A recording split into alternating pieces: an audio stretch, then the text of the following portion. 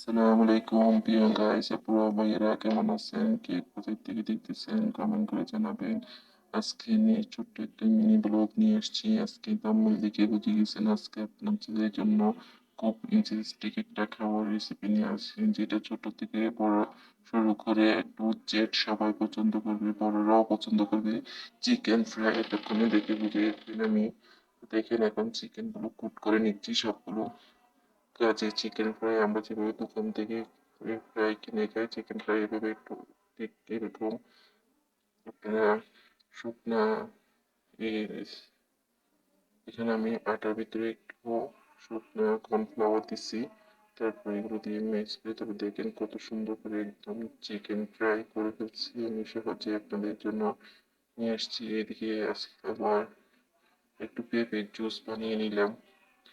দেখেন একটু আজকে বিকেলে একটু নাস্তা খেয়ে নিয়েছি। বিকেলের নাস্তাটা আজকে পেঁপে জুসটা সামান্য পেঁপে দিয়ে 4-5 পিস পেঁপে দিচ্ছি, আর সামান্য চিনি দিছি আর সামান্য লবণ দিছি। তারপর সুন্দর একটা ব্লেন্ডার করে নেবেন। পেঁপে জুসটা খুব সহজে বানিয়ে নিতে পারবেন আপনারা।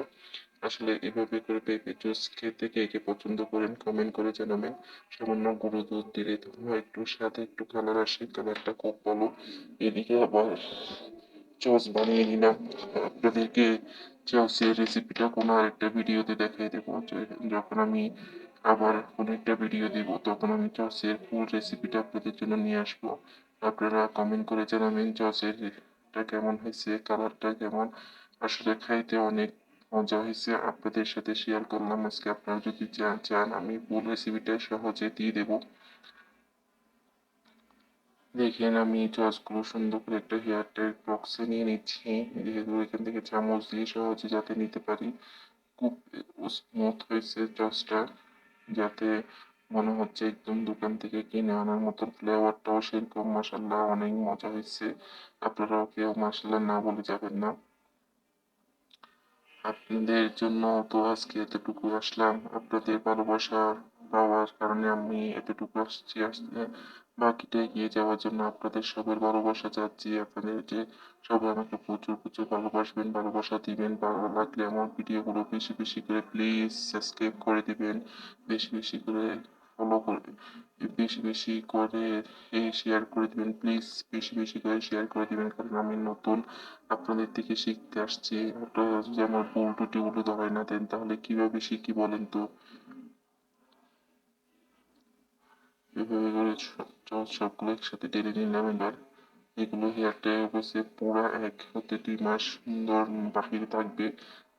আপনারা যদি ফ্রিজে রাখেন তারপর দীর্ঘ 1 বছর রাখতে পারবেন। এটা কোনো কিছু হবে না। যদি নর্মাল টেম্পারেচারে রাখেন তাহলে দীর্ঘ 2 থেকে 3 মাস রাখতে পারবেন। যদি ফ্রিজে রাখেন 1 বছর রাখা যাবে। এটা কোনো ব্যাপারই নেই। এখানে আসলে আমরা ঘরোয়াভাবে এভাবে রেডি করে খাইলে অনেক স্বাদ, অনেক মজা হয়। ঠিক আছে, আজকে এতটুকু পর্যন্ত। সবাই দোয়া করবেন আমার জন্য, আমার পাশে থাকবেন। সবাইকে অসংখ্য অসংখ্য ধন্যবাদ এতক্ষণ পর্যন্ত আমার ভিডিও দেখার জন্য। অসংখ্য অসংখ্য ধন্যবাদ।